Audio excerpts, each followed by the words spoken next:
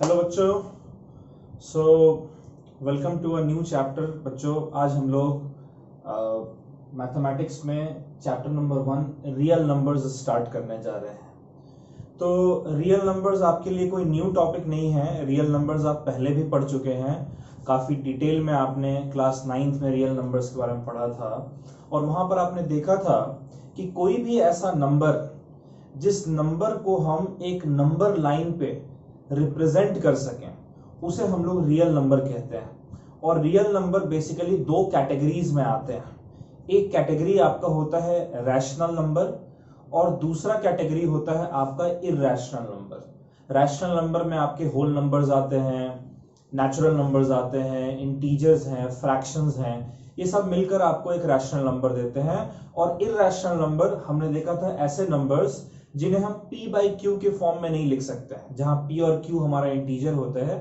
q 0 के बराबर नहीं होता है, इस फॉर्म में नहीं लिख सकते, उसे हम लोग इरैशनल नंबर कहते हैं। तो रैशनल और इरैशनल नंबर के बारे में आपने काफी डिटेल में क्लास 9th में पढ़ा था।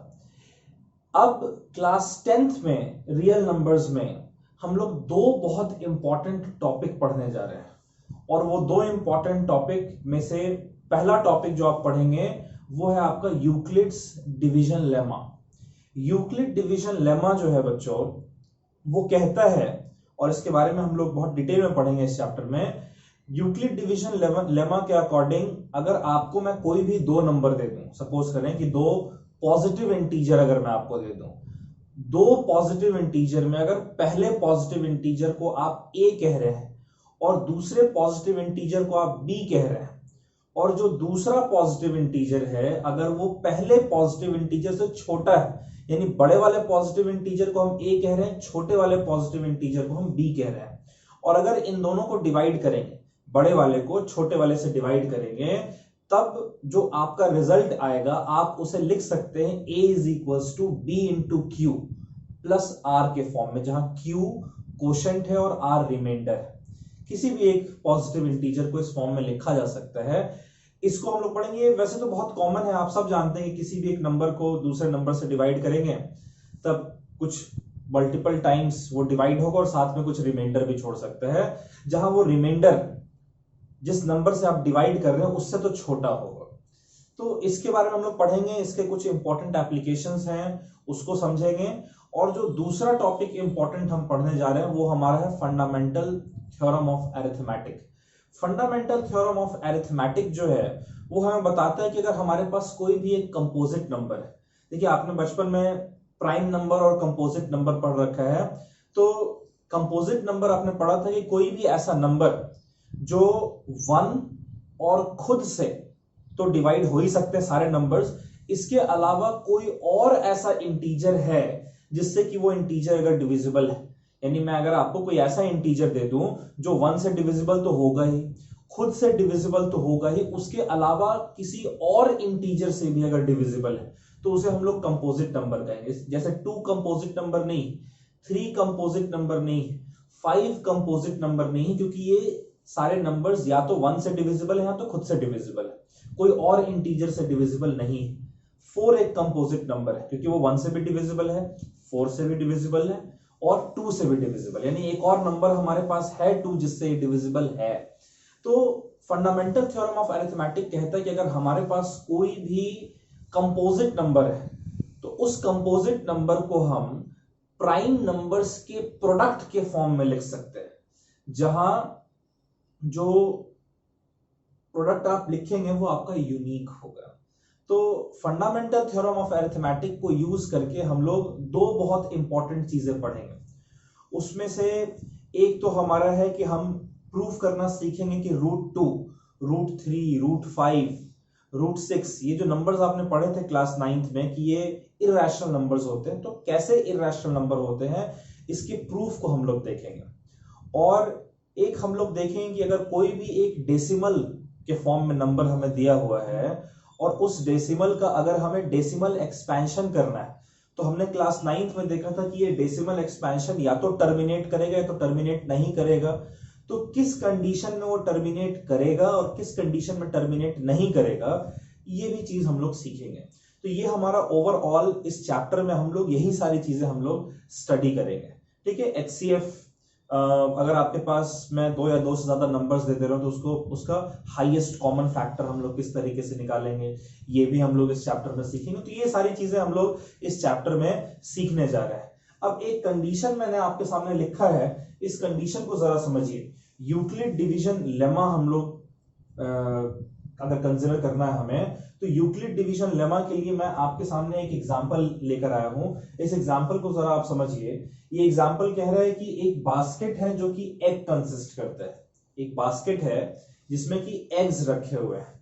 अब ये कह रहा है कि उस एग को आपको काउंट करना है कि कितने नंबर ऑफ एग्स हैं। तो अगर आप उसे पेयर में काउंट करते हैं, यानी एक बार में आपको क्या करना है, आपके पास जो बास्केट है उसमें से काउंट करते वक्त एग को निकाल करना और बाहर रखना है आपको। तो इफ काउंटेड इन पेयर, यानी कि अगर आप एक बार में 2 एग निकाल रहे हैं, फिर 2 एग निकालते हैं, फिर 2 एग निकालते हैं, ऐसे काउंट करते चले जाते हैं। तो जैसे 2 एग अगर आपने निकाला, तो अगर आपसे पूछा जाए बाहर कितने एग्स है, आप बोलेंगे 2 into 1। अगर दूसरी बार भी निकाल दिया, अब 4 एग है यानी 2 into 2। तीसरी बार निकालेंगे तो अब 6 एग है, 3 into 2 या 2 into 3। चौथी बार निकालेंगे तो 2 into 4। पांचवी बार निकालेंगे 10 एग हो जाएंगे, 2 into 5। तो कह रहा है कि अगर आप पेयर में काउंट कर रहे हैं तो काउंट करते करते जब सारे एग्स निकाल लेंगे तो आखिर में 1 विल रिमेन। अब 1 बचा है तो उसको पेयर में तो निकाल नहीं सकते हैं, तो एक आपका बच जाएगा। अच्छा, इसको कैसे लिख सकते हैं? अगर टोटल नंबर ऑफ एग्स, अगर टोटल नंबर ऑफ एग्स ए है, ठीक है, टोटल नंबर ऑफ एग्स क्या है? ए। ठीक है, ए आपका क्या है बच्चों? यहां पर टोटल नंबर ऑफ एग्स क्या है? ये टोटल नंबर ऑफ एग्स। इसको मैं ए सिंबल से रिप्रेजेंट कर रहा हूं। तो यहां पर जो टोटल नंबर ऑफ एग्स है उसे मैं किस तरीके से लिख सकता हूं, ये जरा हम लोग समझते हैं।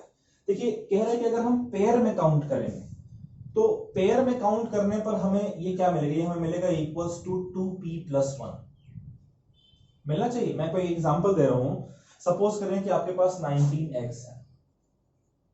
तो क्या 19 एग्स को अगर पेयर में निकालेंगे तो आप अगर 9 बार निकालेंगे, 9 टाइम्स पेयर में निकालेंगे तो 18 हो जाएगा। तो 9 टाइम्स पेयर में निकालने का मतलब क्या है? 2 into 9। ठीक है, और उसके बाद फिर एक एग आपका बच जा रहा है, तो इसे लिख सकते हैं 2 into 9 + 1। तो 2 into, अच्छा उसी तरीके से अगर 15 होता तो क्या लिखते बच्चों? तो लिखते 2 into, अब 7 टाइम्स आप निकालेंगे पेयर में, तो 2 into 7 हो गया 14 और +1 15। तो उसी तरीके से मैंने लिख रखा है a को इक्वल्स टू 2p+1, जहां p नंबर ऑफ टाइम्स है जब आपने पेयर में एक को निकाला है। ठीक है, तो इसको इस तरीके से लिख देंगे। अच्छा, अब अगर अगला केस देखिए, इसी कंडीशन में जो बास्केट में जो एग है उसके बारे में ही कह रहा है कि if counted in threes 2 will remain. अगर हम थ्रीज में काउंट करेंगे, पहली बार में 3 एग निकाला तो 3 into 1 हो गया, फिर दूसरी बार में और 3 एग निकाला तो 3 और 3 6 हो गए, तो उसके हम लिखेंगे 3 into 2। तीसरी बार निकालेंगे तो हम उसे लिखेंगे 3 into 3। तो इस केस में जो a हमारा है वो हो जाएगा इक्वल्स टू 3 into q+1। अब जाहिर सी बात है, अगर पेयर में निकालोगे तब डिफरेंट नंबर ऑफ टाइम्स निकालोगे, अगर थ्रीज में निकालोगे तो डिफरेंट नंबर ऑफ टाइम। तो अगर एक बार आप निकालते हैं, अच्छा सॉरी +1 नहीं होगा, कह रहा है कि 2 विल रिमेन, यानी 2 बच जाएगा, तो ये +2। अब सपोज करिए कि अगर आपने एक बार निकाल लिया, 3 एग निकाले, उसके बाद अगर 2 बच जाता है तो यानी 3 into 1 + 2 यानी 5 एग है टोटल। अगर आप 8 बार निकाल लेते हैं तो 3 into 8 टाइम्स यहां तो 24 एग्स निकाल चुके हैं, उसके बावजूद 2 एग बच जाएगा यानी 26। ठीक है, वैसे कह रहे हैं if counted in force 3 will remain. तो यानी यहां पर क्या लिखेंगे? टोटल नंबर ऑफ एग्स तो हमेशा a ही है, इसको हम लिखेंगे 4 में निकाल रहे हैं तो 4s + 3। ठीक है, यहां पर कह रहा है कि इफ काउंटेड इन 5 यानी कि 5 into t प्लस, अब 4 बच रहा है यहां पर। अब यहां पर कह रहा है अगर 6 एग्स एक बार में आप निकाल रहे हैं तब जो होगा ये हो जाएगा 6 into u प्लस, अब रिमाइंडर यहां पर 5 बच रहा है। और कह रहा है अगर हम 7s में निकालते हैं, यानी कि एक बार में 7 एग निकालते हैं, तब a जो है आपका वो हो जाएगा 7v प्लस कितना बच रहा है, नथिंग विल रिमेन, यानी कि यहाँ पर 0 है। तो जो बच जा रहा है आपके उस बास्केट में जो बच जा रहा है, जो नंबर ऑफ एग्स बच जा रहे हैं, उसको हम लोग रिमाइंडर कहते हैं। तो यहां पर देखिए, अगर आप नोटिस करें यहां पर, तो कोशेंट जो आपका है, कोशेंट आपका 2 3 4 5 6 7, इस केस में बच्चों जो कोशेंट है इसे हम लोग इसको क्यों ना लिखकर हम लोग, चलिए इसको कुछ और लिख दे रहे हैं,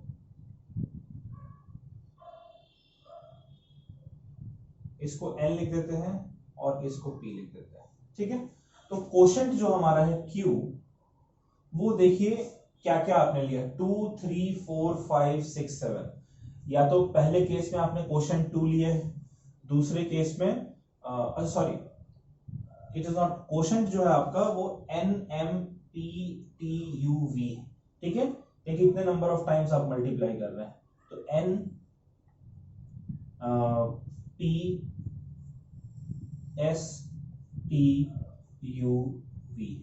ठीक है, ये कोशेंट है, ये कुछ नंबर होगा। अच्छा, उसी तरीके से जिससे आप डिवाइड कर रहे हैं, डिवीजर आपका क्या है, डिवीजर जो है बच्चों उसे हम लोग B सिंबल से रिप्रेजेंट करते हैं। ये डिवीजर क्या है, देखिए 2 3 4 5 6 7, 2 3 4 5 6 या फिर 7, और इसे कॉरेस्पॉन्डिंग जो रिमाइंडर आपका बच रहा है, वो रिमाइंडर क्या है, रिमाइंडर को हम लोग स्मॉल r सिंबल से रिप्रेजेंट करते हैं। तो जब आपने डिवीजर लिया B 2, तब रिमाइंडर बच रहा है 1, ठीक है, यानी कि डिवीजर से छोटा है। जब 3 आपने लिया तब ये बच रहा है 2, फिर से डिवीजर से छोटा है। जब 4 लिया तब बच रहा है 3, 5 लिया तो 4, 6 लिया तो 5, 7 लिया तो 0। तो यहां पर 3 है, 5 लिया तो 4, 6 लिया तो 5 और 7 लिया तो 0। हर केस में अगर आप देखें, तो रिमाइंडर जो है वो डिवीजर से छोटा है। तो क्या जो नंबर है, इस नंबर को हम लिख सकते हैं a इज इक्वल्स टू, ये जो 2 लिया है, 3 लिया है, 4 लिया है, 5 लिया है, 6 लिया है, 7 लिया है, ये आपका डिवीजर है ना, a is equals to b, और ये जो NPSTUV, ये सारे क्या है, कोशेंट है। तो कोशेंट को हम लिख सकते हैं q, ठीक है, फिर प्लस, और उसका 1 2 3 4 5 0, ये सब क्या है, ये रिमाइंडर है, प्लस रिमाइंडर r। और कंडीशन ये है कि रिमाइंडर जो है बच्चों, ये आपका अगर आप देखें तो या तो 0 के बराबर होगा या उससे बड़ा होगा, और एक चीज नोटिस कीजिए, ये हमेशा जो b है उससे छोटा होगा। तो यानी कि रिमाइंडर जो है आपका वो 0 से लेकर b के बीच में लाई करेगा, जहां पर 0 इंक्लूडेड है लेकिन b आपका इंक्लूडेड नहीं है। तो इस फॉर्म में हम लोग किसी भी एक पॉजिटिव इंटीजर को लिख सकते हैं। जाहिर सी बात है, जो नंबर ऑफ एग्स बास्केट में है वो पॉजिटिव इंटीजर ही होगा। अब एग नेगेटिव में तो होगा नहीं, एक फ्रैक्शन में तो होगा नहीं, वो एक पॉजिटिव इंटीजर है। यानी इस एग्जांपल से हमें पता चल रहा है कि किसी भी एक पॉजिटिव इंटीजर को हम लोग, जो पॉजिटिव इंटीजर a है, उसे bq प्लस r के फॉर्म में लिख सकते हैं, जहां r उसका रिमाइंडर है और वो 0 से b के बीच में लाई करेगा, जहां 0 इंक्लूडेड होगा और b इंक्लूडेड नहीं होगा। और जो b है वो हमारा डिवीजर है, जिस नंबर से आप उस a को डिवाइड कर रहे हैं वो b है, ठीक है, और q आपका कोशेंट है। इसको आप नोट कर लीजिए बच्चों।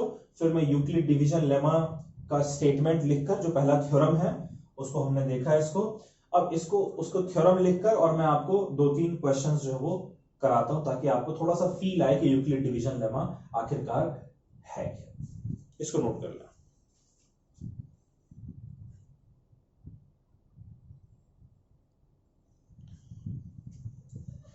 ठीक है बच्चों, तो जो यूक्लिड्स डिवीजन लेमा है,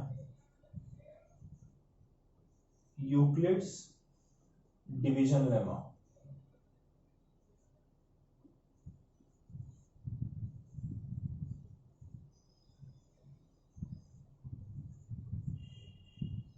ठीक है, यूक्लिड डिवीजन लेमा का स्टेटमेंट क्या हो जाएगा,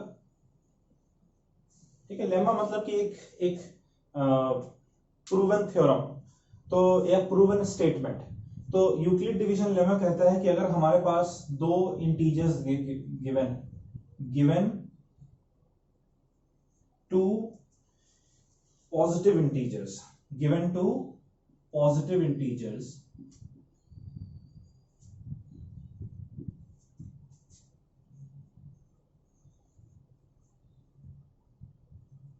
A एंड B। ठीक है बच्चों, अगर हमारे पास दो पॉजिटिव इंटीजर्स हैं A एंड B, ठीक है, तब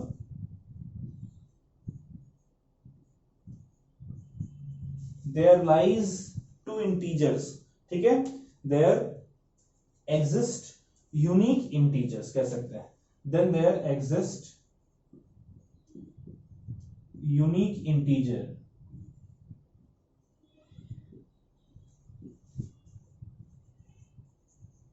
क्या नाम है उस इंटीजर का? तो उस इंटीजर का नाम है Q and R such that, देखिए जो हमने एग्जांपल कंसीडर किया था उसमें A क्या था? Total number of x. B हम उसको पेयर में निकाल रहे हैं कि थ्रीज में निकाल रहे हैं कि फोर्स में निकाल रहे हैं, तो ये दोनों अगर आपको गिवन है तब यूनिक इंटीजर Q और R यानी कोशेंट और रिमाइंडर आपका बचेगा सच दैट, मतलब मिलेगा आपको सच दैट A को आप लिख सकते हैं as equals to BQ plus R, जहां R जो है रिमाइंडर वो आपका 0 से लेकर B के बीच में लाई करेगा, 0 इंक्लूडेड और B इंक्लूडेड नहीं होगा। इस चीज का ख्याल रखिएगा, 0 इंक्लूडेड होगा लेकिन B इंक्लूडेड नहीं होगा। ठीक है बच्चों, तो ये आपका यूक्लिड डिवीजन लेमा है और इसको आप नोट कर लें। इसके साथ साथ मैं आपको एक दो एग्जांपल्स देता हूं, उन एग्जांपल्स को करके मैं बता रहा हूं और उसके बाद फिर आप एक दो खुद से करेंगे, तब आपको थोड़ा सा क्लियर होगा। जैसे सपोज करें कि अगर हमें नंबर दे रखा है 17 और 6, ठीक है, ये एक मैं आपको करके दिखा रहा हूं बच्चों। उसी तरीके से आप 12 और 5 के कॉरेस्पॉन्डिंग निकालिएगा, आप 23 और 4 के कॉरेस्पॉन्डिंग निकालिएगा और 87 और 5 के कॉरेस्पॉन्डिंग निकालिएगा। इसे आप यूक्लिड डिवीजन लेमा के फॉर्म में हमें लिखना है। तो इन दोनों में से अच्छा एक कंडीशन और है यहाँ पर, वो कंडीशन ये है कि जो नंबर A है आपका वो आपका बड़ा होगा B के कंपैरिजन में। ठीक है, नंबर जो A है, this number A will be greater than the number B। Clear है? तो अब हम लोग जरा इस नंबर को एक बार सॉल्व करके दिखा रहा हूं, बाकी 3 नंबर्स आप खुद से सॉल्व करिएगा, फिर आप चेक करिएगा। तो क्या हम 17 को, यहां पर A हमारा 17 हो क्योंकि A बड़ा है और B हमारा 6 के बराबर होगा, तो क्या हम 17 को लिख सकते हैं बच्चों इक्वल्स टू 6 इंटू 2, 6 2 सा कितना होता है 12। अगर 6 इंटू 3 कर देंगे तब तो वो 18 हो जाएगा, 17 से बड़ा। तो 6 इंटू 2 प्लस 5 लिख सकते हैं इस तरीके से। यानी आपने देखिए क्या लिखा है, A is equals to B into Q plus R। यहां से अगर आप नोटिस करें तो Q आपका 2 के बराबर है और R आपका 5 के बराबर है, जो कि B से छोटा है ना। तो 17 को हमने लिख दिया इक्वल्स टू 6 इंटू 2 प्लस 5, जहां पर A is equals to B into Q plus R के फॉर्म में लिखकर कंपेयर करें तो A तो पहले 17, B 6 है, तो Q आपका 2 के बराबर है, R आपका 5 के बराबर है। और यहां पर जो R है 5, वो देखिए B से छोटा है। तो आप खुद से एक बार ट्राई करें इसको।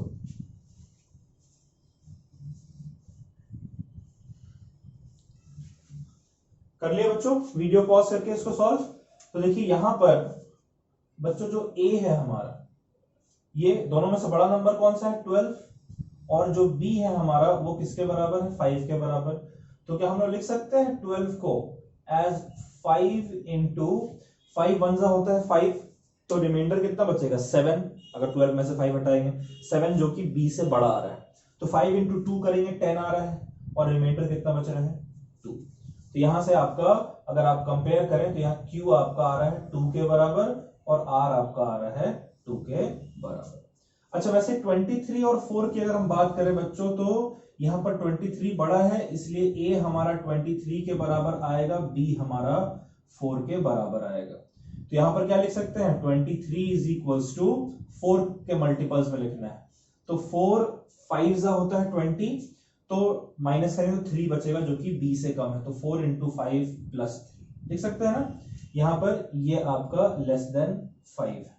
वैसे ही आपका यहां पर कंपेयर करें, Q क्या है, A 23 है, B 4 है, तो Q आपका 5 है और R आपका 3 है, ये आपका 4 से कम आ रहा है। और इसी तरीके से आखिरी केस देखते हैं 87 और 5 को, तो यहां पर A क्या है बच्चों 87 और B क्या है 5, तो यहां पर आप लिख सकते हैं 87 को 5 के मल्टीपल्स में लिखना है, तो 5 इंटू 17 होता है 85 प्लस 2 87। यहां पर जो Q है वो आपका 17 के बराबर है और जो R है वो आपका 2 के बराबर है, जो कि B यानी 5 से कम है। Q आपका B से बड़ा हो सकता है लेकिन R आपका B से बड़ा नहीं हो सकता, हमेशा B से छोटा ही रहेगा। ठीक है, तो Q कुछ भी हो सकता है, Q B से बड़ा भी हो सकता है, B से छोटा भी हो सकता है, B के बराबर भी हो सकता है। ठीक है, तो हाँ, लेकिन A सबसे बड़ा होगा सबके बीच में। तो इसको आप नोट कर लीजिए, एक बार लिख लीजिए और उसके बाद फिर हम लोग आगे देखते हैं।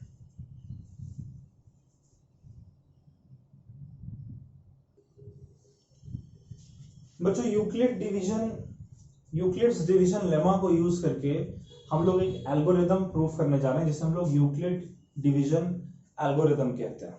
ठीक है बच्चों, तो यूक्लिड डिवीजन एल्गोरिथम क्या है इसको जरा समझते हैं।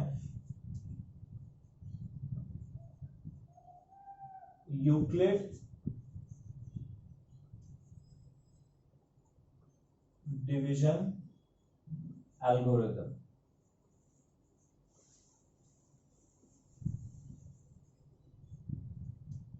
तो यूक्लिड डिवीजन एल्गोरिथम बेसिकली क्या है कि अगर आपके पास दो इंटीजर्स गिवन है, अगर आपको दो इंटीजर दिया गया है, उन दोनों इंटीजर्स का जो हाईएस्ट कॉमन फैक्टर है, वो हाईएस्ट कॉमन फैक्टर निकालने का जो मेथड है उसे हम लोग यूक्लिड डिवीजन एल्गोरिथम कहते हैं। इसे हम लोग यूक्लिड डिवीजन लेमा को यूज करके और फाइंड करते हैं। तो अगर आपके पास दो integers given, two integers a and b, given two integers a and b, we can use Euclid's division lemma. अगर हमें दो इंटीजर a और b दिया हुआ है तो हम लोग यूक्लिड डिवीजन लेमा को यूज कर सकते हैं टू फाइंड देयर HCF। इनके HCF को फाइंड करने के लिए हम लोग इस्तेमाल कर सकते हैं। ठीक है, तो HCF क्या होता है बच्चों, HCF होता है हाईएस्ट कॉमन फैक्टर। HCF क्या होता है, हाईएस्ट कॉमन फैक्टर। कहने का मतलब क्या है, हाईएस्ट कॉमन फैक्टर। यानी अगर मैं आपको दो नंबर देता हूं, सपोज करिए कि मैं आपको दो नंबर दे देता हूं, जैसे 455 और 42। 455 एक नंबर है, 455 और 42। अगर मैं आपको ये दो नंबर दे दूं और मैं कहूं कि इनका HCF फाइंड करिए, यानी वो सबसे बड़ा नंबर जिससे 455 भी डिविजिबल है और दोनों डिविजिबल है। तो अगर कोई नंबर किसी नंबर से डिविजिबल है तो जिससे वो डिविजिबल होता है वो उसका फैक्टर हो जाता है ना। तो 455 बहुत सारे नंबर से डिविजिबल है, 42 भी बहुत सारे नंबर से डिविजिबल है, लेकिन कुछ ऐसे नंबर्स होंगे जिससे 455 भी डिविजिबल होगा और 42 भी डिविजिबल होगा। अब इस तरीके के जितने भी नंबर्स हैं जिससे ये दोनों डिविजिबल हैं, हम कहें कि वो सारे नंबर्स इन दोनों के फैक्टर्स हैं, मिलाकर इकट्ठे फैक्टर्स हैं। तो उन सारे फैक्टर्स में सबसे बड़ा फैक्टर क्या है? वो सबसे बड़ा फैक्टर हमारा HCF होता है, हाईएस्ट कॉमन फैक्टर। ठीक है, तो HCF अगर हमें निकालना है इन दोनों का, तो उसके लिए हम लोग यूक्लिड डिवीजन लेमा का इस्तेमाल कर सकते हैं, और जो पूरा कंप्लीट मेथड है उसको हम लोग यूक्लिड डिवीजन एल्गोरिथम कहते हैं। जैसे फॉर एग्जांपल अगर 455 को आपने फाइंड करना है, तो यहां पर आपका A जो है वो 455 के बराबर है, ठीक है, और जो B है वो हमारा 42 के बराबर है। क्लियर है बच्चों? A हमारा 455 के बराबर है और B हमारा 42 के बराबर है। तो क्या हम इसे इस तरीके से लिख सकते हैं? किस फॉर्म में लिखते हैं हम लोग यूक्लिड डिवीजन लेमा को? A is equals to B into Q plus R, इसी फॉर्म में लिख सकते हैं ना।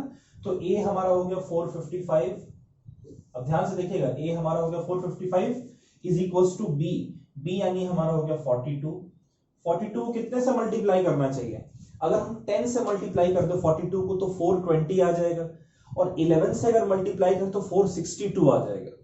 42 इंटू 11 462 होता है, जो कि 455 से बड़ा है। तो इसलिए 10 से अगर हम मल्टीप्लाई करते हैं इसको, तो ये हो गया 42 इंटू 10 420, तो हमारा जो रिमाइंडर बचेगा वो कितना बचेगा? 35 बचेगा। ठीक है, अब नोटिस कीजिए जो आपका क्वोशंट आया है और जो आपका रिमाइंडर आया है। ठीक है, जो क्वोशंट आया है और जो रिमाइंडर आया है, अब इस क्वोशंट और रिमाइंडर को आप ध्यान से देखिए। सेम स्टेप को हम लोग फिर से यूज करने जा रहे हैं। कैसे कैसे यूज करेंगे इस चीज को भी आप समझ लीजिए। एक तो हमारा जो A है वो 455 है, B जो है वो 42 है, क्वोशंट जो है वो 10 है और रिमाइंडर जो है वो 35 है। आप पहले तो एक चीज नोट कीजिए कि जो क्वोशंट है ये B से छोटा है। मैंने कहा था छोटा भी हो सकता है, बड़ा भी हो सकता है, इक्वल भी हो सकता है। जो रिमाइंडर है 35 ये हमारा B से छोटा है ना। तो अब हमें क्या करना है, रिमाइंडर हमारा 0 तो नहीं मिला है, तो हमें इस स्टेप को फिर से आगे कैरी फॉरवर्ड करना है। किन दो चीजों के साथ? जो B आ रहा है और जो R आ रहा है, इनके साथ। तो अब आप जो B है उसको आप लिखेंगे यहां पर 42 इज इक्वल्स टू जो R है इसे आप लिखेंगे यहां पर 35। तो इसको 1 से मल्टीप्लाई करेंगे तो 35 आ जाएगा, और साथ में इस केस में अब रिमाइंडर आपका आ रहा है 7। अब फिर से देखिए, ये देखिए इस केस में B आपका 35 आ रहा है और रिमाइंडर आपका 7 आ रहा है। रिमाइंडर 0 तो नहीं आया ना, तो फिर से इसको बढ़ाएंगे। फिर से अब नीचे लिखेंगे 35, ये हमारा हो गया इक्वल्स टू 7 से मल्टीप्लाई करते हैं, 7 इंटू 5 35 होता है, प्लस रिमाइंडर हमारा हो गया 0।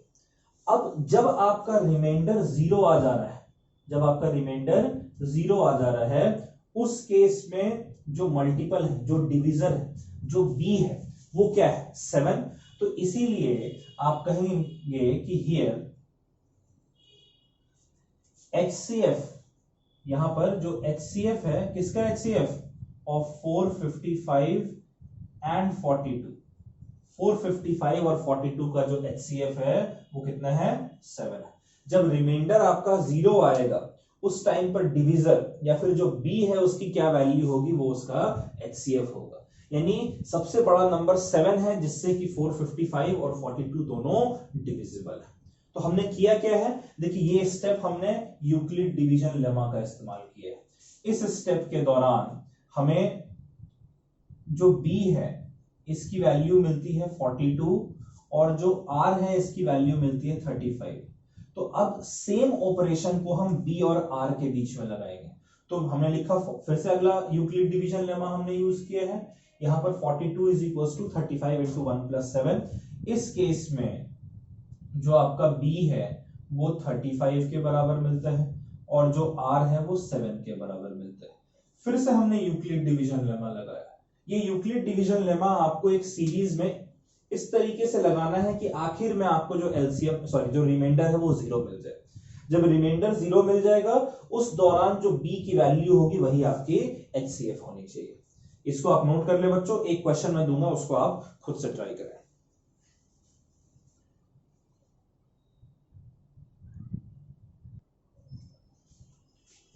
चलिए एक क्वेश्चन मैं आपको दे रहा हूं। ये NCERT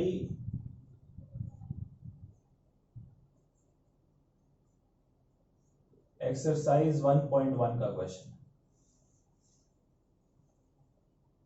ठीक है बच्चों, क्वेश्चन कह रहे हैं use Euclid division algorithm, use Euclid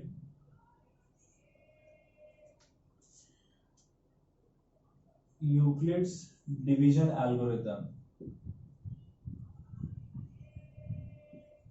Euclid division algorithm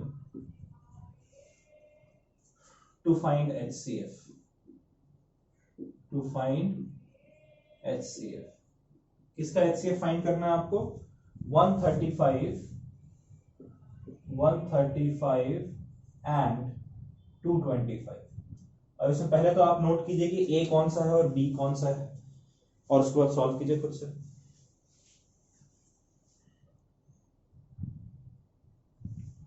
कर लिया बच्चों?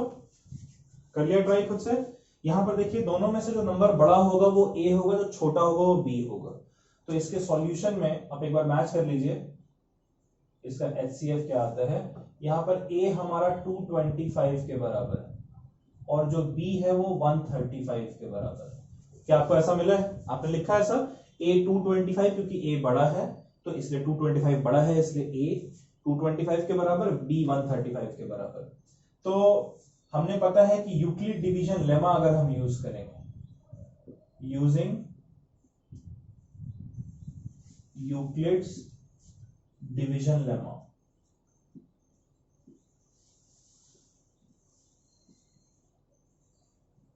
यूक्लिड्स डिवीजन लेमा हमारा क्या होता है बच्चों? इसे हम लिख सकते हैं किसी भी एक इंटीजर, पॉजिटिव इंटीजर को हम लिख सकते हैं in form b into q plus r, है ना।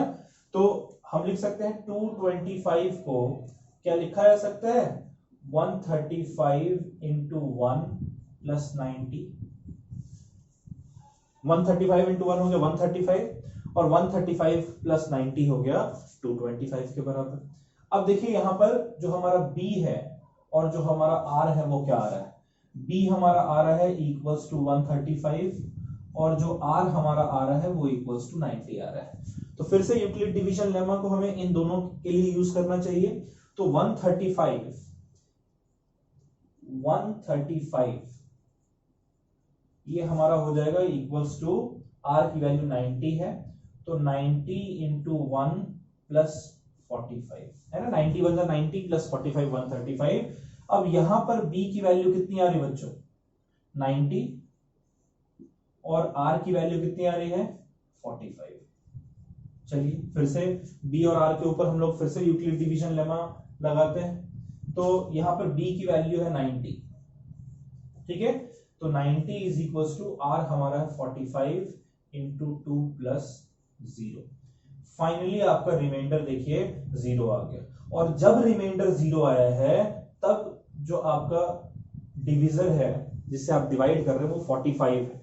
इसीलिए HCF जो आपका है बच्चों, HCF ऑफ 135 एंड 225 कितना HCF आएगा आपका यहां पर? 45 के बराबर, ठीक है। इसको आप नोट कर लीजिए। इस तरीके के कुछ क्वेश्चंस आपने खुद से प्रैक्टिस कर लेने हैं।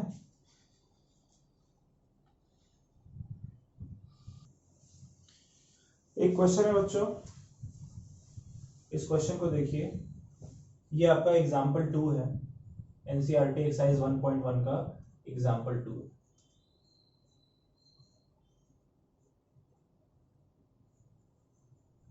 ये क्वेश्चन कह रहा है कि show that every positive integer, क्या क्वेश्चन कह रहा है कि show that every positive integer, note करते चले आप question, show that every positive integer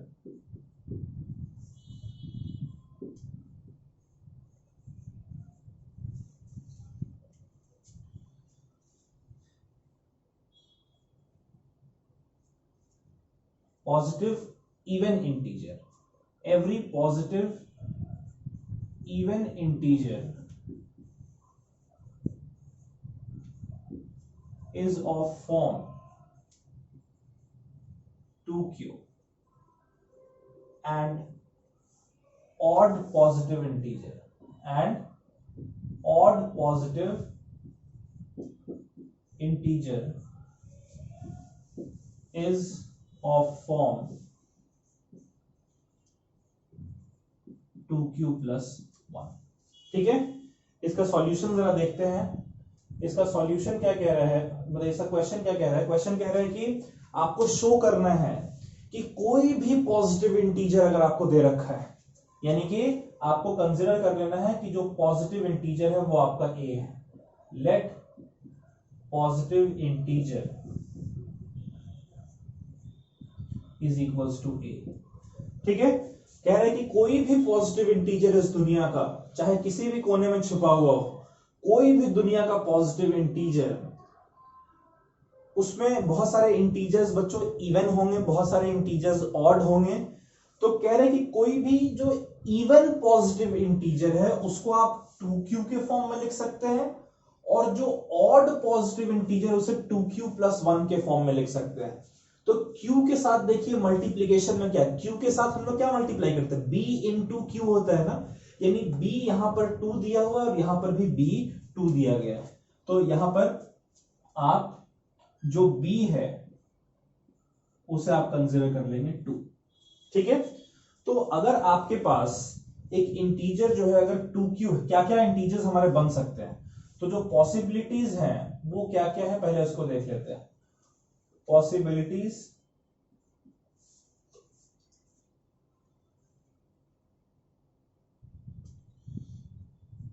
तो जो पॉसिबिलिटीज हैं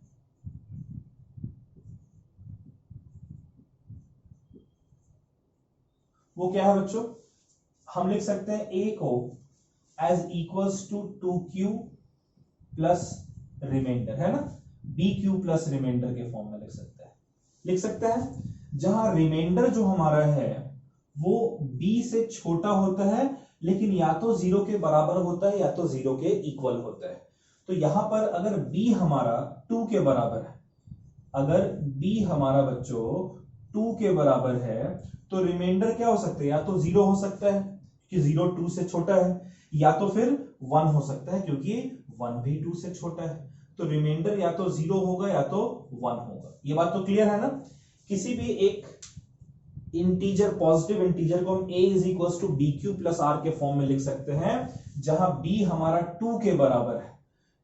ठीक है, यहां पर क्योंकि 2q और 2q प्लस 1 दे रखा है, और रिमाइंडर क्या होगा, या तो 0 या तो 1, क्योंकि 2 से छोटा होना चाहिए।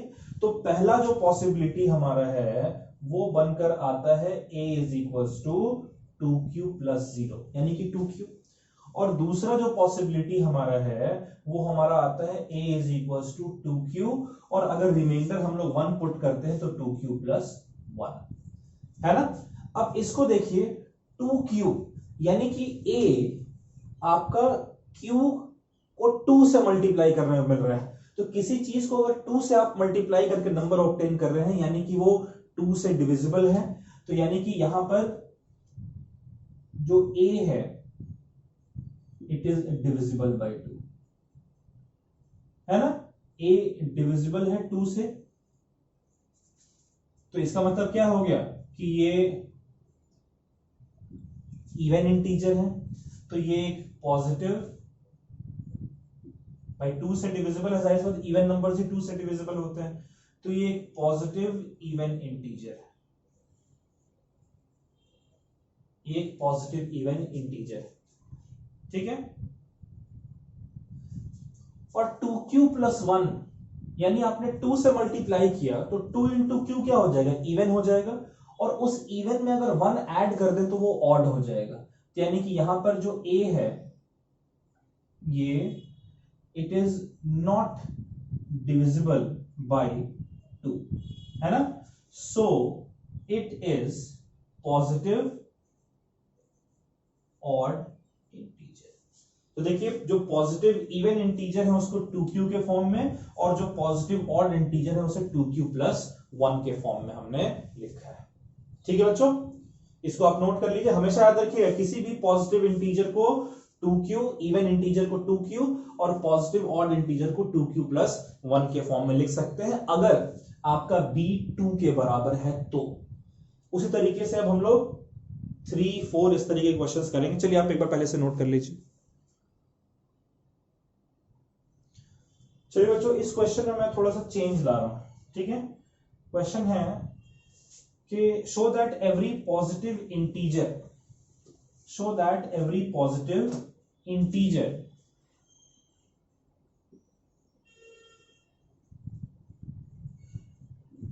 can be written in form 3q plus 1 और 3q plus 2। ठीक है बच्चों, यहां समझिए हम उस जैसे पिछले केस में किया था कि हम मान लेते हैं कि वो जो पॉजिटिव इंटीजर है, ये जो पॉजिटिव इंटीजर है बच्चों, उस पॉजिटिव इंटीजर को हम लोग a मान लेते हैं और यहां पर b क्या मानना होगा। तो देखिए q के साथ तीनों केस में, यहां पर q के साथ मल्टीप्लिकेशन में 3, यहां भी q के साथ मल्टीप्लिकेशन में 3, यहां भी q के साथ मल्टीप्लिकेशन में 3, तो इसलिए b हमारा 3 के बराबर हो गया। अब देखिए यूक्लिड डिवीजन लेमा के अकॉर्डिंग हम लोग a को लिख सकते हैं equals to bq plus r, लिख सकते हैं, जहां r आपका रिमाइंडर है और r आपका less than equal to greater than equal to 0 होगा या फिर लेस देन b होगा, है ना। अब चूंकि देखिए b आपका यहाँ 3 के बराबर है, इसलिए r क्या होना चाहिए। अगर b आपका 3 के बराबर आ रहा है तो यहाँ पर r आपका या तो 0 हो सकता है, b से छोटा, इंटीजर भी होना चाहिए, 1 हो सकता है 3 से छोटा, या फिर 2 हो सकता है 3 से छोटा। तो अब देख लेते हैं केसेस के फॉर्म में। केस 1 है बच्चों हमारा कि अगर हमारा जो r है वो 0 के बराबर होगा, तब केस 2 अगर हमारा जो r है वो 1 के बराबर हुआ, और केस 3 ले लीजिए आप कि अगर हमारा r जो है वो 2 के बराबर हुआ। तो अगर r हमारा 0 के बराबर हुआ तो a को हम क्या लिखेंगे, b की जगह 3 लिखेंगे, 3 इंटू क्यू प्लस 0 यानी कि 3q। अगर r हमारा 1 के बराबर है तो a हो जाएगा b की जगह 3, तो 3q और r की जगह 1।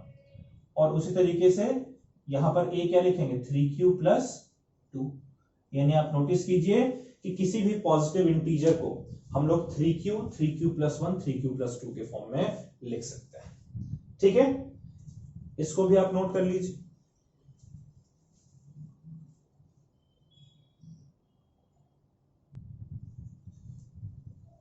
चलिए यहां पर क्वेश्चन में फिर से हम लोग कुछ चेंज लेकर आते हैं। ठीक है, क्वेश्चन में चेंज अब इस बार ये है बच्चों कि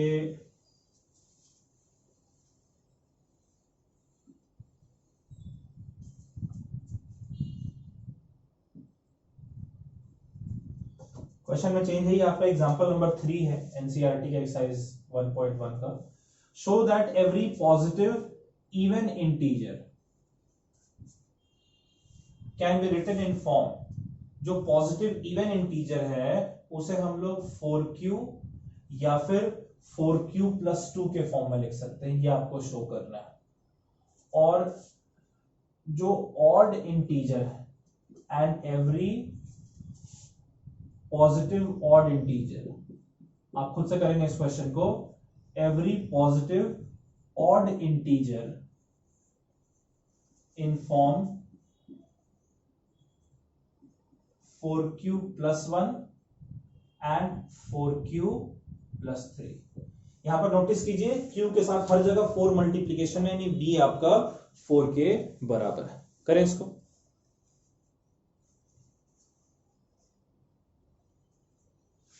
कर लिया बच्चों, ट्राई किया खुद से। तो क्वेश्चन कह रहे हैं कि show that every positive even integer, तो सबसे पहली बात तो कि हमें वो पॉजिटिव इंटीजर कंसीडर करना पड़ेगा। ठीक है, तो मान लेते हैं कि जो पॉजिटिव इंटीजर है, let positive integer is equals to a। ठीक है, हमें पता नहीं है पॉजिटिव इंटीजर क्या है, बहुत सारे हो सकते हैं, तो उसको हमने a मान लिया। और यहां पर जो क्वेश्चन दे रखा है उसके अकॉर्डिंग b को हमें 4 मानना है। क्यों 4 मानना है, क्योंकि यहां पर q के साथ हर जगह 4 मल्टीप्लीकेशन में है। ठीक है, तो अब हम लोग इस इंटीजर a को यूक्लिड डिवीजन लेमा के अकॉर्डिंग किस फॉर्म में लिख सकते हैं? लिख सकते हैं b into q plus r के फॉर्म में, जहां r रिमाइंडर है, q क्वोशंट है, और r जो है बच्चों, r ये आपका 0 से लेकर और b के बीच में लाई करता है, 0 इंक्लूडेड, है ना। तो अब यहां से आप मुझे बताइए r की वैल्यू क्या क्या हो सकती है?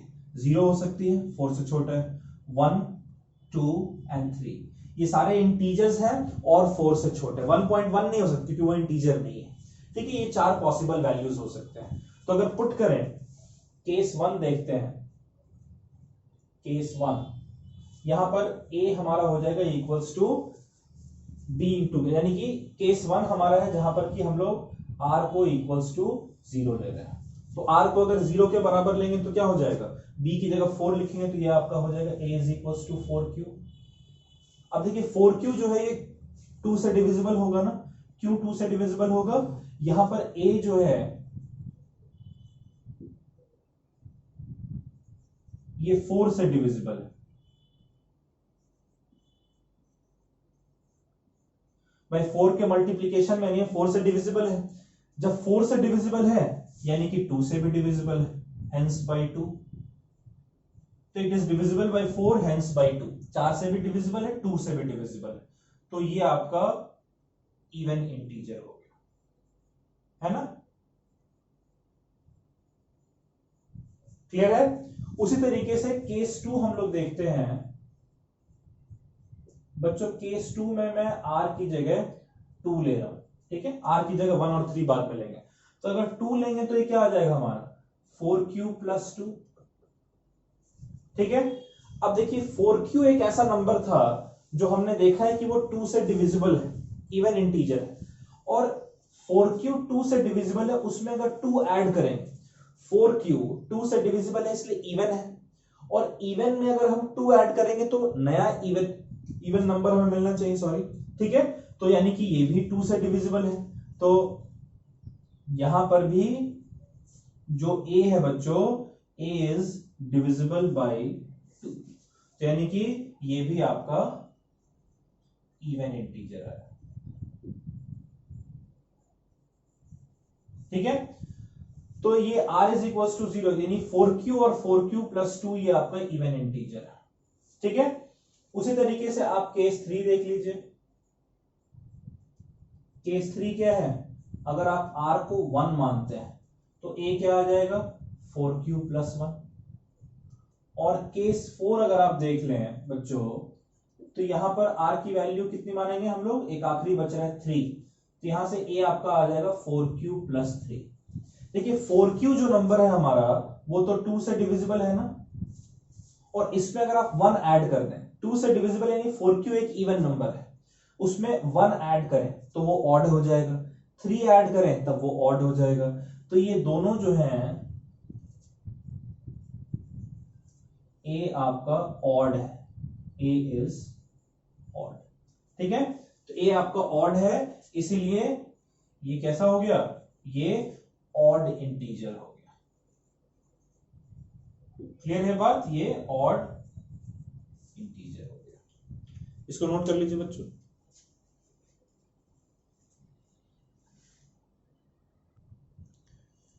चलिए एक आखिरी क्वेश्चन करते हैं। ये क्वेश्चन आपका एक्सरसाइज से है, ठीक है। ये एक्सरसाइज का क्वेश्चन है, एक्सरसाइज का सेकंड क्वेश्चन है, एक्सरसाइज 1.1 का ये क्वेश्चन नंबर 2, ठीक है। एक्सरसाइज का क्वेश्चन नंबर 2। थोड़ा सा मैं इस क्वेश्चन में चेंज करने जा रहा हूं। क्वेश्चन क्या है, पहले इसका सॉल्यूशन मिटा देते हैं।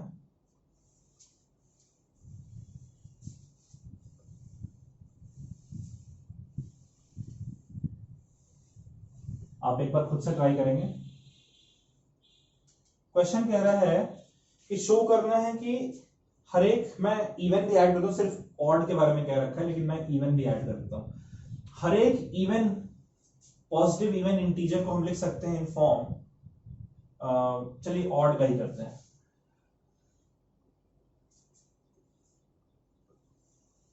जो क्वेश्चन कह रहे हैं ये करते हैं। क्वेश्चन कह रहा है कि हर एक पॉजिटिव इवन इंटीजर को हम इस फॉर्म में लिख सकते हैं, 6q प्लस 1 ठीक है, इवन नहीं, सॉरी ये ऑड।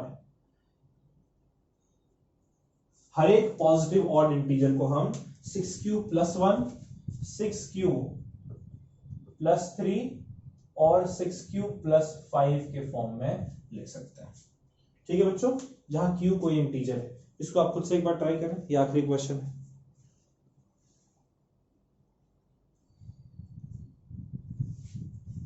कर लिया ट्राई बच्चों? अब यहां पर फिर से वही आपको करना है, आपने मानना है कि जो पॉजिटिव इंटीजर है, कि जो पॉजिटिव इंटीजर है वो हमारे किसके बराबर है? a के बराबर है। अच्छा, यहां पर b कितना आपने कंसीडर किया बच्चों? b आपने, मैं उम्मीद करता हूं आपने 6 कंसीडर किया हो। क्यों? देखिए यहां पर भी q 6 से मल्टीप्लाइड है, यहां पर भी q 6 से मल्टीप्लाइड है, यहां पर भी q 6 से मल्टीप्लाइड है। तो अब हम लोग यूक्लिड डिवीजन लेमा लगाकर a को लिख सकते हैं as equals to b into q plus r। लिख सकते हैं, जहां जो r है बच्चों वो आपका ग्रेटर देन इक्वल टू 0 है, लेस देन b है। यानी r की वैल्यूज क्या क्या हो सकती हैं? 0, 1, 2, 3, 4 और 5, है ना? तो अगर अब मैं केस के फॉर्म में नहीं लिख रहा हूं, अब मैं डायरेक्टली लिख रहा हूं। यहां पर अगर सपोज करो कि मैं r को 0 मानता हूं, अगर मैं r को 0 मानता हूं, तो उस केस में हमारा a क्या हो जाएगा? b की जगह 6 लिखेंगे तो 6q हो जाएगा। अगर मैं r को 1 मानता हूं तो ये मेरा नंबर हो जाएगा 6q + 1। अगर मैं r को 2 मानता हूं तो ये नंबर मेरा हो जाएगा 6q + 2।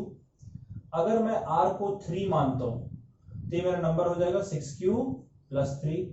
अगर मैं r को 4 मानता हूं तो मेरा हो जाएगा ये 6q + 4। और अगर मैं r को 5 मानता हूं, यही सारे नंबर्स है ना, ये हो जाएगा 6q + 5। ठीक है, अब नोटिस कीजिए ये जो पहला नंबर हमें मिल रहा है r को जब हम 0 मान रहे हैं, तब जो हमें पहला नंबर मिल रहा है 6q। ये 6q कैसा नंबर है? एक ऐसा नंबर जो 6 से डिविजिबल है। और कोई भी नंबर जो इवन नंबर से डिवाइड हो सके वो खुद ही इवन होता है। तो 6 एक इवन नंबर है, a 6 से डिविजिबल है, तो यानी कि ये एक इवन नंबर हो। ठीक है, 6q + 2 को देखिए, 6q तो इवन नंबर है, इस इवन में 2 ऐड करेंगे तो भी आपको इवन मिलेगा। और 6q + 4, 6q पहले से इवन नंबर है और उसमें एक और इवन नंबर ऐड कर रहे हैं 4, तो ये भी आपको इवन मिलेगा। यानी कि जो इवन पॉजिटिव इंटीजर है बच्चों, ठीक है, इवन पॉजिटिव इंटीजर,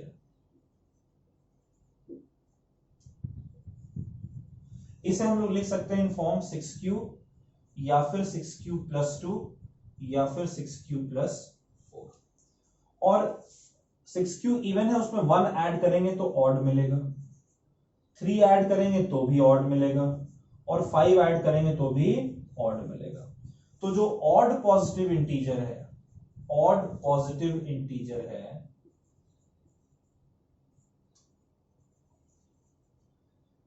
इसको किस फॉर्म में लिख सकते हैं? 6q + 1, 6q + 3 और 6q + 5।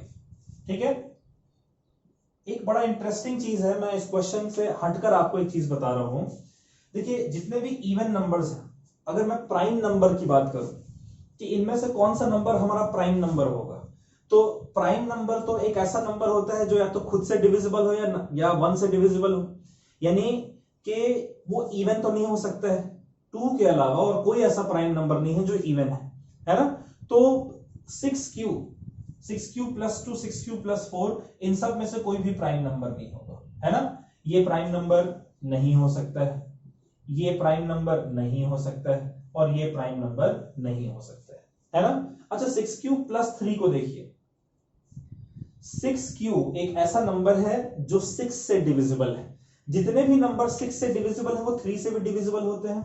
यानी 6q 3 से डिविजिबल है, और अगर उसमें से मैं 3 ऐड करूं तो ये नंबर भी तो 3 से डिविजिबल होगा ना। 6q 3 से डिविजिबल है, कोई नंबर जो डिविजिबल है 3 से, इमेजिन कीजिए उसमें 3 ऐड कीजिए तो वो भी तो 3 से डिविजिबल होगा, यानी कि ये भी आपका प्राइम नंबर नहीं हो सकता है। तो 6q + 1 और 6q + 5 ये कोई आप स्पेसिफिकली नहीं कह सकते कि इस नंबर से डिविजिबल है ही। तो इसीलिए जो प्राइम नंबर है, मैं ये नहीं कह रहा हूं कि 6q + 1 के फॉर्म में कोई भी नंबर है तो प्राइम नंबर होगा ही होगा, नहीं। अगर आप q की जगह 4 लिखेंगे तो 6 × 4 24 + 1 25, वो प्राइम नंबर नहीं, वो 5 से डिविजिबल है। ठीक है, उसी तरीके से यहां पर भी आप कोई नंबर लिख सकते हैं, समझ रहे हैं? जैसे कि अगर मैं 5 लिखूं, 6 5 30 + 5 35, 5 से डिविजिबल है। तो मैं ये नहीं कह रहा हूं कि अगर 6q + 1 या 6q + 5 के फॉर्म में है तो वो डिविजिबल हो, मतलब वो प्राइम नंबर होगा ही नहीं, जरूरी नहीं है। लेकिन हाँ, जितने भी प्राइम नंबर्स हैं उनको अगर आप लिखेंगे तो वो 6q + 1 और 6q + 5 के फॉर्म में जरूर नजर आएंगे। तो प्राइम नंबर जो हमारा है बच्चों, प्राइम नंबर, उसे आप किस फॉर्म में लिख सकते हैं? एक तो 6q + 1 के फॉर्म में लिख सकते हैं और एक 6q + 5 के फॉर्म में लिख सकते हैं। अच्छा, यहां पर ये जो नंबर है इसमें अगर मैं +1 और -1 कर दूं, कोई फर्क तो नहीं पड़ेगा ना? नंबर 1 ऐड किया और नंबर 1 सब्ट्रैक्ट कर दिए। अब 6q + 5 + 1 6 हो गया, तो 6q + 6 - 1, 6q + 6, देखिए 6q 6 से डिविजिबल है, इसमें 6q + 6 ये भी आपका 6 से डिविजिबल हो जाएगा, है ना? तो ये भी 6q हो जाएगा -1। यानी जो दो नंबर्स आपको मिल रहे हैं प्राइम नंबर, वो आपका है 6q + 1 और 6q - 1। यही दो नंबर्स हैं जो कि प्राइम नंबर के फॉर्म में लिखे जा सकते हैं। मैं ये नहीं कह रहा हूं कि लिखे ही जाएंगे, लिखे जा सकते हैं। क्या किया मैंने यहां पर? 5 में 1 ऐड किया, सब्ट्रैक्ट किया, 5 + 1 6 हो जाता है। 6q + 1 को भी तो 6q के फॉर्म में लिख सकते। 6q का मतलब क्या है कि ये 6 से डिविजिबल है, तो 6q + 6 भी तो 6 से डिविजिबल है, इसलिए इसको लिख दिया 6q फिर -1। यानी जितने भी प्राइम नंबर्स हैं उन सारे प्राइम नंबर्स को आप 6q + 1 और 6q - 1 के फॉर्म में लिख सकते हैं। ठीक है, जरूरी नहीं सारे नंबर जो 6q + 1 या 6q - 1 है वो प्राइम हो ही, लेकिन जो प्राइम है वो इस फॉर्म में होंगे। इसको नोट कर लीजिए बच्चों।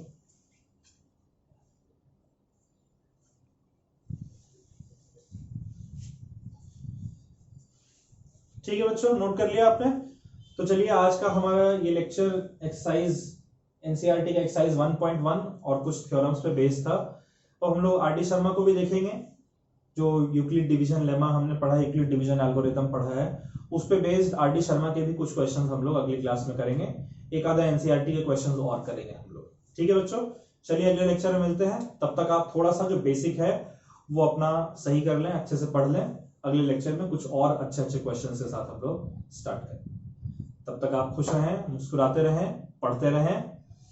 ओके, सो बाय बाय, टेक केयर।